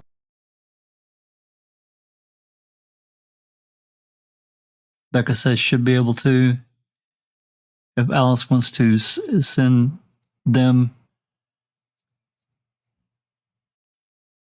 Yeah, I mean, she can just share the folder with you that's on Google Drive. So could send some of the pictures on, yeah. Hey, there's Carol. Hey, Carol. Thanks for coming. Well, anyway, beyond this, moving back into Stephen's case specifically, we've been waiting for Katie to file whatever this next thing she's going to file. there was conversation, even speculation, because she's notoriously filed things on, Thursdays or Fridays, especially, dropped for the weekend. However, she lost the case. What was the name of that case? Do you remember, Susan? I can't remember that case. I want to say Murdoch. Gosh. I want to say Murdoch, but that's not right. It's not Murdoch. No. Well, I can look it up here real quick. Yeah. Nonetheless, Shandwick King. Say that again. Shandwick King. There you go, Shandwick. Yeah. The Shandwick case. Thank you. Yeah. Chadwick. Yeah, Chadwick. So we haven't seen anything. I've been kind of watching my messages here, and I haven't seen anything. So apparently, nothing got dropped today. So hopefully, it's going to be next week. We don't know. And curious as about what she's going to file. I mean, I have suspicions, but speculations, but it's only speculation. So wanted to get that out there, and I know it's more speculation than me just throwing it out there. But another thing I wanted to talk about, I talked about this at length in the last open mic, and I don't want to be confusing to anyone about this, because it's kind of a confusing thing. And this is about property tag 14931. And this was the last thing that I had to wait 90 days for. Well, basically I had to wait over a month I got part of my FOIA, but there was this one part that I couldn't, that they had to send out for conversion. And what it says in the ledgers is 3 microcassettes. That's all it says. So this is so crazy. I also FOIA'd the Earl Avery November 9th interview, but I didn't know that 14931 was the same thing. And this was all within the same FOIA. Well, 14931 is the Earl Avery interview has been out for, I don't know, it's been out for a while, a couple of years. And I think that, I don't know for sure. I think Kaboom is the one that originally FOIA'd that one. But it's been out there for a long time. But we didn't have our own copy. And I thought, it's $1. I'll just go ahead and grab it, Again, I didn't know that these 3 microcassettes were the same thing. So it gets sent off. I'm told, I'm going to have to wait for blah, blah, blah, forever and a day to convert these 3 microcassettes to digital format. Fine. Well, after I started really kind of pushing to get this resolved, and finally, I got the message that I still owed them a little bit of money. It wasn't much, so I got that taken care of, and I got it. And when you open this, and I sent a copy to Andy, wanted to look at it. Andy B. The thing is that when you open the Earl Avery interview, these are 2 separate things. When you open it, it's 3 files, and we glued it together and made one continuous interview. But it's 3 files. It's tape 1, side A, side B, tape 2, side A, and it cuts off about 28 or 29 minutes into a 48-minute side, and it's blank. And side B of tape 2 is blank. When there's 3 files on the original Earl Avery interview, that's all there is. 14931 is 3 tapes, and it's the exact same thing. When, in addition to, tape 3 is completely blank.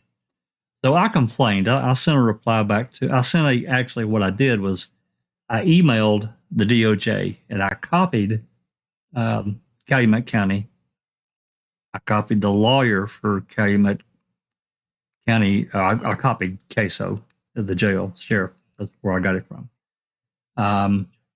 And then I also carbon copied the lawyer for Calumet County, and I copied the AG's office. But I sent this to the DOJ, which that guy's name is Paul Ferguson, and he is a lawyer. He's the records custodian for the state of Wisconsin. He's a lawyer, and we've dealt with him ever since we've been on this case at all. Anything you send to the DOJ, he deals with open records request. Well, I didn't get a reply from them at all. I sent that on Friday, and I sent it the night of the day that I got that FOIA, and on Monday I got a reply from Queso, and it basically I can't believe what he said. Uyghur says in his response is that it's 3 recordings and I just accidentally wrote down 3 tapes, 3 microcassettes. That makes absolutely no sense at all. None. If there was nothing on tape 3, why would they include it? Why would they include it? Anyway, I basically replied to the effect of what I just said back to him. Then the lawyer for Calumet County said that they considered my open records request fulfilled, closed, done deal. Basically telling me to shut the F up. They don't want to hear anymore. So it's really frustrating, guys. And I don't know what they've done. And I don't want to throw a bunch of innuendo and anything out there. But to me, it's absolutely insane that there would be a 3rd tape unless there was something on it. I'm sorry. I just do not see that. Even with all the other crap that we see in this case, there's no one that can convince me that 3rd tape was not used for something. Why would you include it? That was another question that I put in my reply back to Calumet County. The real question is how many tapes did Amanda Bunnell, she is the records custodian that I normally deal with, how many tapes did she send to the DCI for conversion? If it's 3, you got a problem. It's just that simple. So anyway, I wanted to get that out there, let everybody kind of know. Anybody can help. They're liars. Anybody got any ideas on how to deal with this? I mean, I can't hire a lawyer. I don't have that kind of money. If I did, if I had that kind of money, I would have already done it. But it's really frustrating. There is no, when you feel like that something needs to be investigated and get to the bottom of what's really going on, there's no out. There's no one to pick up the phone or send a message to you. I mean, I can complain to the DOJ, which again, it's going back to the same lawyer that he won't release anything. I've only had one FOIA that's ever been approved that I've sent to the DOJ. One, and I've sent many. They won't give you anything. The only other people that I know that I can complain to is the AG's office, and I doubt they'll do anything either. So, anyway, I've rambled on enough. Comments? They're liars. They are liars, Jack. We know this. You're right, Yeah. Susan. Yeah. Simple as that. And you're never going to know, Jack, so let it go. I guess I'm gonna have to, because I get really frustrated. You're trying to. I mean, I'm gonna prepare another. I don't know how long this is going to be, but I'm going to prepare another FOIA. I talked to yours about it a little bit earlier. A few things that we need to get so we can get them in the playlist that we don't have. They've been out for a while, so this is not new stuff. This is things, like last night, or the other day, I got to looking around in our playlist, and we didn't have the Ron Foley interview. I thought we had it somewhere, but I was looking and I checked all the playlists, and I don't have it. And I thought, you know what, I'm going to go ahead and convert it and get it in the playlist, so it's there, easy to find, and for anybody that wants to do their own research. So, oh God, I listened to it again. I did too. Damn it. And there's no video to that. It's just audio, isn't it? yeah, there's no video, Yeah. unfortunately. You can almost see the video though, in a weird way. Yeah, but you heard God. Foley was taking photos, and Krantz is like, "What are you taking photos for?" He said, "This is a news event." No, it's not. He was freaking out, man. Sure. The cat was out of the bag. Yeah, this is supposed to remain sealed within the OLR. They're sealed records. Sure they are, because you were protected. Shame on the OLR for protecting him. As Absolutely. Long as they did. Absolutely. But anyway, I'm going to have to shoot off now, guys, but it was totally great Hey. Thank you. Hey, Thank you, Disco. Thanks, Disco, Thanks, so much. Disco. Enjoy Awesome. camping. Yeah. Bye-bye. Bye. Bye. Yes, Andy B. Can we have an explanation of how Alice got tipsy when she said she claimed she wouldn't be drinking? Hey, I got a phone call. I got a phone call, guys. You guys talk amongst yourselves for a minute. Okay, okay, Alice, tell us. That's it's Disco's fault. We left the show, and we we got something to eat, and then we ended up at this pub called the Monkey Bar, and it was we just sat there, and it was drink after drink, and then somebody else bought us a drink, and then somebody else bought us a drink. And all the while I'm talking about the show and everything like that, and I didn't come home until about 11 o'clock, near enough midnight, and the show finished at 20 to 7. How fun. So I was a bit tipsy by the time I got home. That's awesome. So yeah, it was good. So I hope the reviewers gave you a wee bit of an idea of how it worked and how it went. And as I says, from the beginning, how I thought it was going to be was that when it came to Brendan and Stephen's serious parts of them getting interviewed and going to jail and things like that, they were done in a serious, even the song matched the scene, you know. But when it came to the police parts with Kratz and everything like that, and the Colburn phone call and things like that, it was that they bits were funny. I mean, me and Disco did have a chuckle at the "oh shite, we're in trouble" sort of song, you know, and they were going on about getting the phone call for Brown County, and you know, and the fact that they brought Gregory Allen into it as well, and we know how much Christina has dug into the Gregory Allen sort of side of things, and everything like that, and for them to have actually brought that in, you know, because it wasn't just that he got mentioned, it was, you know, but it's Gregory Allen, and it's like, but no, we've got our man in jail, and the woman's like, but no, he confessed, you know, and things like that. So all the important factors, they hit to a T. Very cool. I would just love to see it. I hope that it makes it over here. Yeah, I would too. I'd love to see it. I hope it's really successful and they can travel with it and get the, you know, larger audiences and get people fired up. Yeah.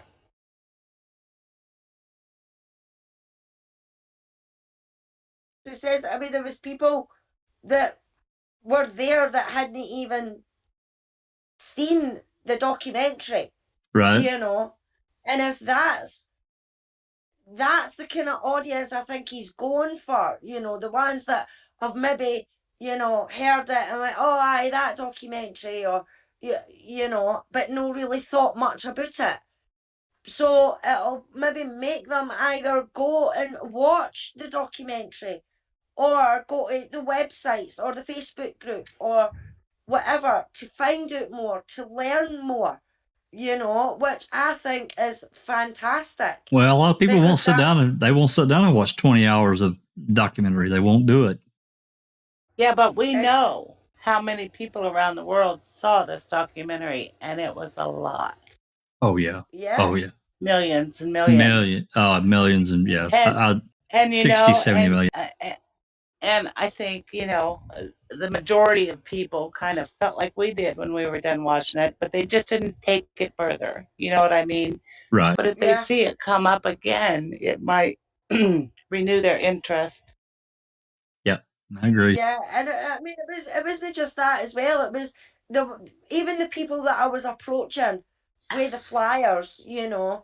It was actually, I'd heard one lassie say, "Oh, her hair looks brilliant," And I was like, oh, you sound like there's somebody I could talk to. So I went straight over and I was like, thank you very much. Have you seen Making a Murderer?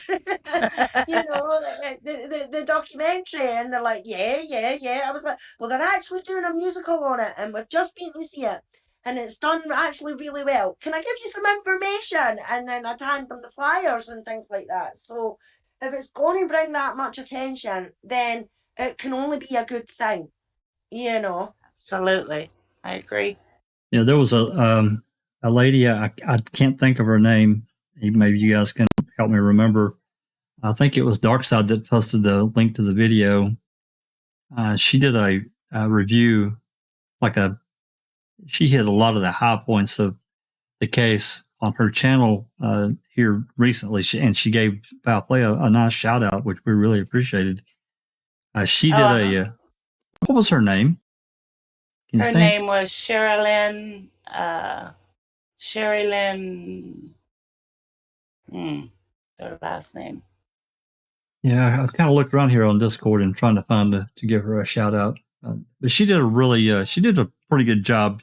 She did off pretty deep, made a couple of small errors, but considering that I think she knew about the case, but I don't know how much. I don't think she really did a deep dive like we have into the some of the factual stuff, and but she did a really good job, and we really appreciate the shout out that she gave to us. And also, I can't be for sure, but we have gotten a number of new subs here in the last couple of days. So you may have drawn with the flyers and people you've talked to. I'm guessing that a few people that you talked to have actually came and subbed to us on YouTube. So we really appreciate that too. And actually, it might be a good idea to throw up a link to Discord in the chat. We haven't done that in a while. I've been talking to you, Jack, with my mic muted. Her name was Sherilyn Dale. Thank you. Yeah, I remember now. Mm-hmm. So I'm going to throw up a link to Discord. Give me just 1 second.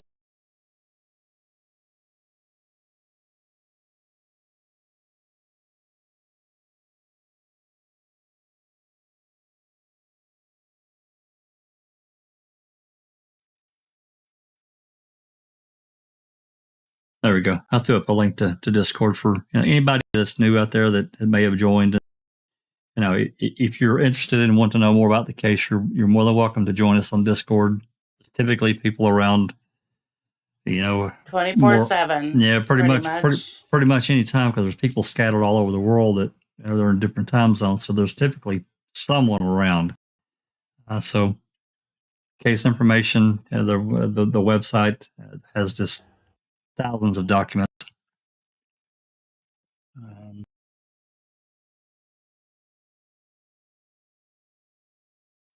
We're obsessed here, so you can be too. Yeah, we're not addicted to the case at all.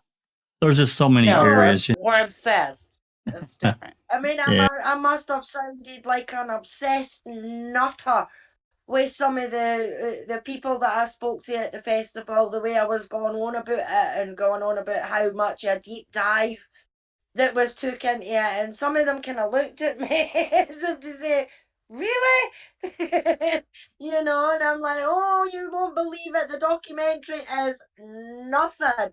Go and check these websites out and you will find out a hell of a lot more. Becca says we can stop whenever we want. Sure, Becca. Sure. Yeah.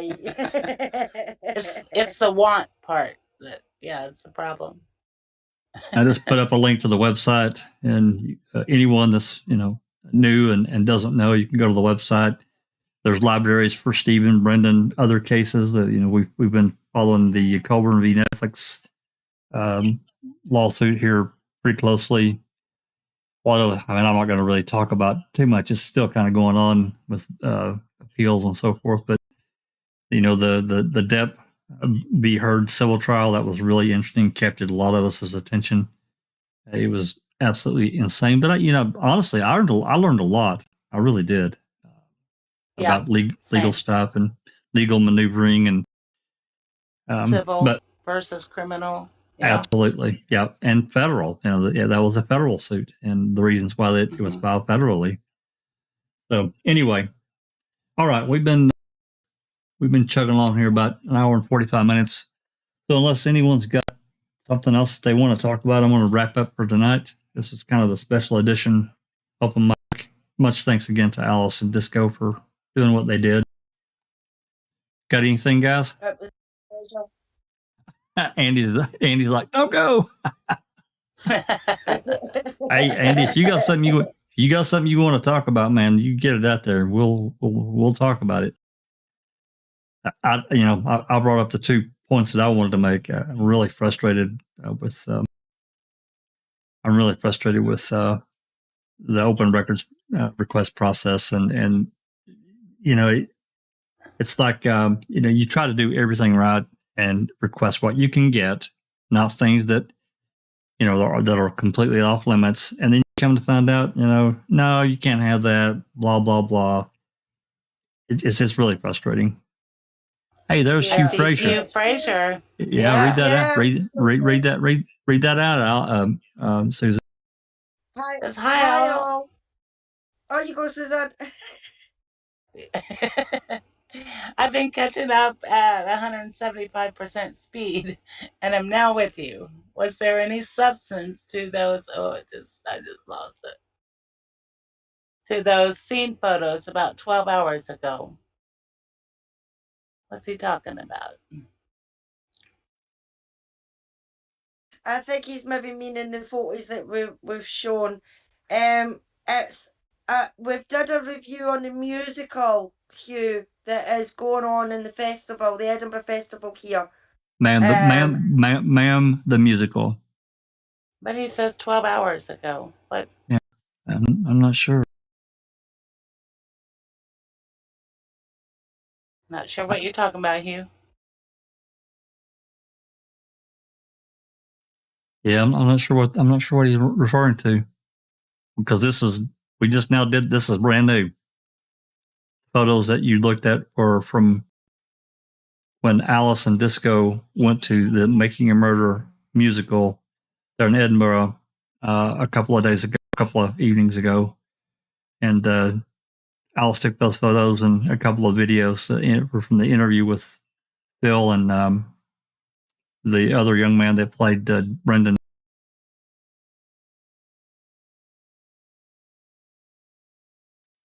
And yeah, Jasnaz, she lost that case. Yep.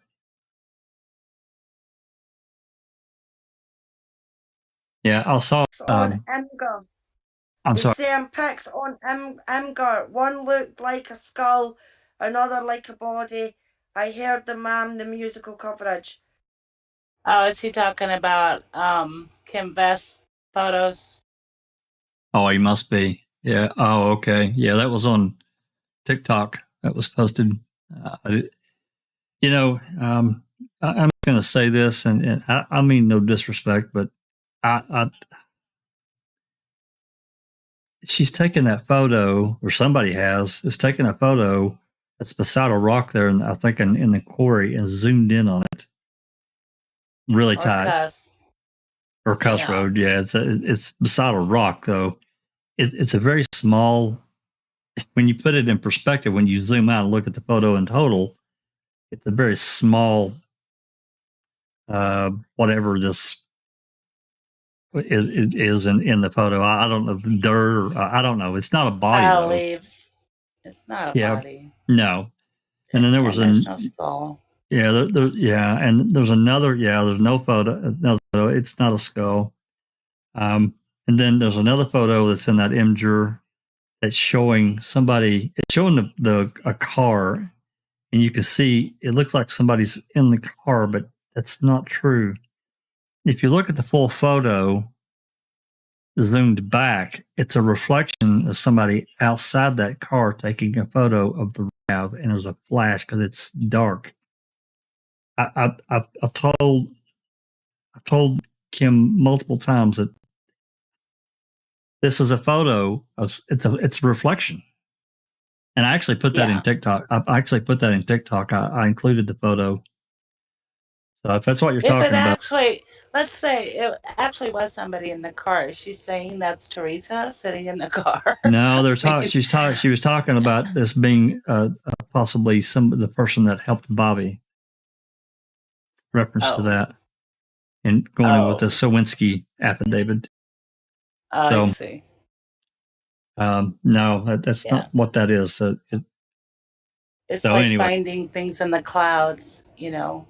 Yeah, I mean, you zoom into a photo really super tight, it kind of looks wonky, but if you actually look at the photo in full, it's just a reflection of somebody taking a photo of the RAV or of a vehicle. Right. I'm sure it's the RAV though, because it looks like a red car that's sitting beside the RAV. In fact, I might be able to pull that up right now. Let's clear this up. So, Hugh says, okay, thanks, Jax. I was hoping it might be something, but I only saw it very late. Give me just 1 second. I'm going to pull this up.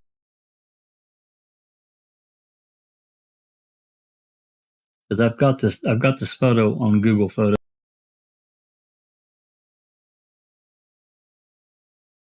In fact, I'll just share my screen right now as I'm scrolling down here so everybody can see.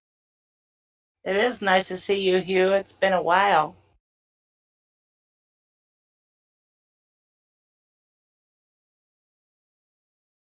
Paul Ward, thanks for joining us. Hi, Paul.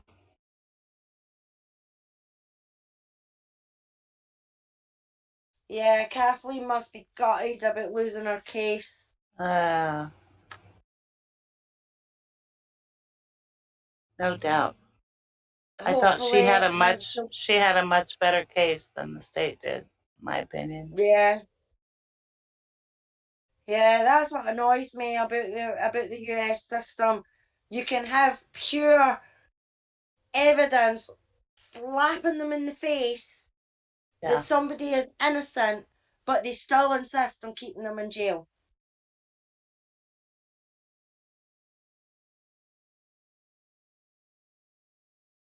Okay.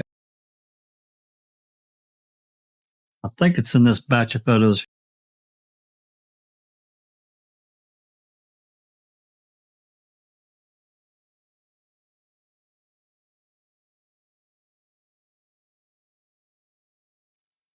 This is it right here. It's going to come up on the screen here in a minute. This is the photo. It's on TikTok. And you can see the RAV there. And then you can see this red car. And then if you zoom in really tight on this part here, then you can see here. Now my cursor's not, I don't think I have my cursor turned on, but you can see there in front of the steering wheel. This is as far as I can zoom in normally, but you can see this person. You can see this reflection of this guy. There's actually even somebody standing. Go ahead. I mean, all of the, law enforcement are surrounding this thing, right? There's somebody standing on top of this car. That's right. You think this guy's going to be sitting in there? Yeah, you can see this person standing on top of this, whatever that red car, pointing down to something in the RAV, whatever the hell that is. So anyway, misinformation is difficult to deal with, and guys, we try to be really careful about that kind of thing. So anyway, hopefully that clears that up. Is that pretty clear? Clear to me. Yep, I think so too. Yeah, Hugh says, yes, the feet on the red car. That was one of the pics. Yes. I just don't know why they would think somebody would be sitting in that car. There's nobody sitting in that motor. I don't know. While this investigation's going on, there's one of the perpetrators is sitting right there. Right. Exactly. It's just silly. Aye, aye. But it's information like that though, Susan, that a lot of people jump on, you know? They see things that are not there, yeah. Yeah, but they don't think about the big picture. I mean, No, would that guy be no. sitting in that car at that time?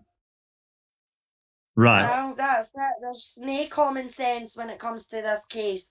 You know what I mean? Even though it should be full of common fucking sense, but there's none. There's none at all when it comes to this case. No, I mean, and I get that, and it's but when you create a situation where there's nothing there, other people, that may not be as invested or as vested as we are about the case, that maybe haven't done that. They don't have this pile of photographs that I've got, at my fingertips. I know where it's at, and knows that there's a reflection of this person. I already knew it, but then somebody else takes this photo and they really super zoom in. I mean, I could take that photo and put it into Paint or some other program and really zoom in on that photo on it and capture what's in that Imgur link. So, but it creates innuendo, and it creates a false narrative that's so dangerous to do that. And I don't think we should ever do that. It's not fair. No. Yeah. Because now we're creating something that's not really true. And I won't have anything. I won't have anything. I don't. Yeah. Why? Yeah. So, did Andy give us a subject that he wanted to talk about? If he didn't, no, I don't think he did. Hey, there's Paul Ward. Hey, Paul. Yeah. Yeah. He did the zipper voicemail. Well, I'd love to talk more about it. I'd love to be able to play it. I was really hoping that 14931 was something that had never been heard before, but unfortunately, it's not. Hey, there's Jinxie. Hey, Jinxie. Hey, Jinx.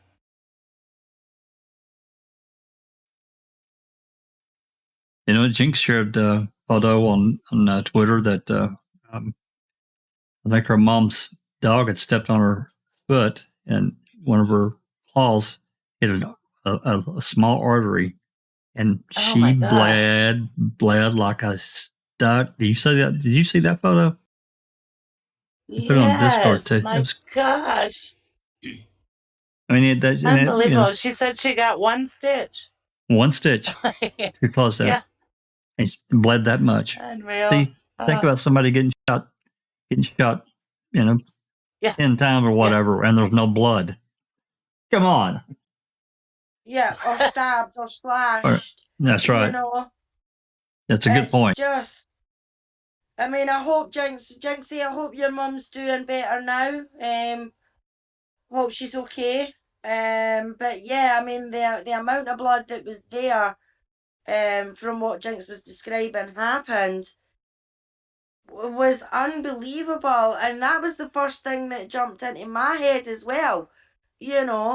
If that is from a dog stepping on, a scar or stitches, and then that's came loose, and her mum's bled like that. No, it was just a claw that went in her foot. The skin on your top of your feet or whatever is pretty thin anyway, and it hit a little artery right there, and it just bled like a stuck hog.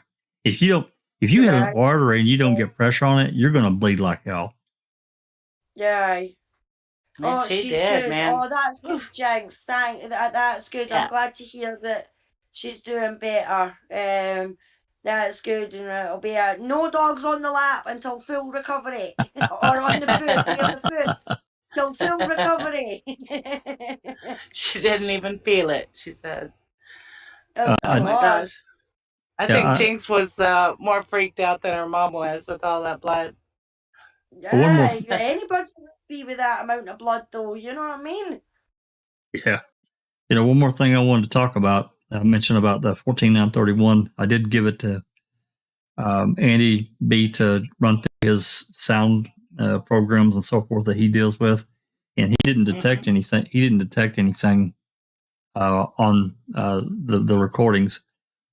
I don't know what they've done. There's ways to to erase something that's full erasure. You're not going to hear anything.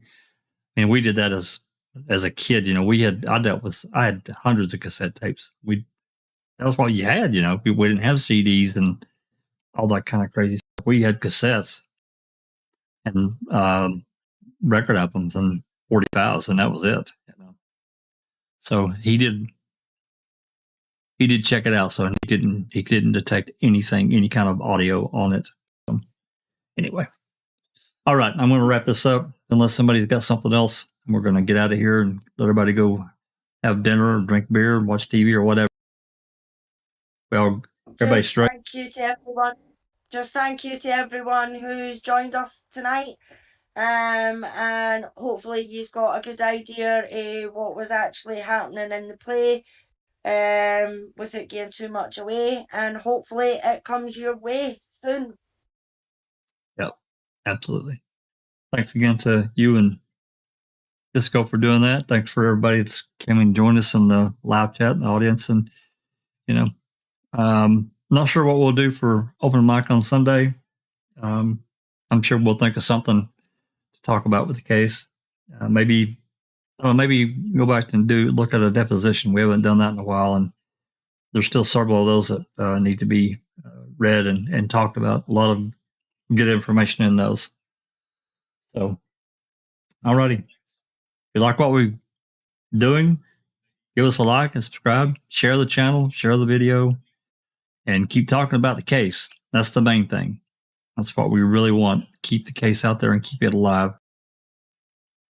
And we're looking forward to Kathleen's filing. So, alrighty, guys. We really appreciate it. We'll catch you next time. It's been a Foul Play production. Bye, everyone. Sorry, Jack. Oh, you're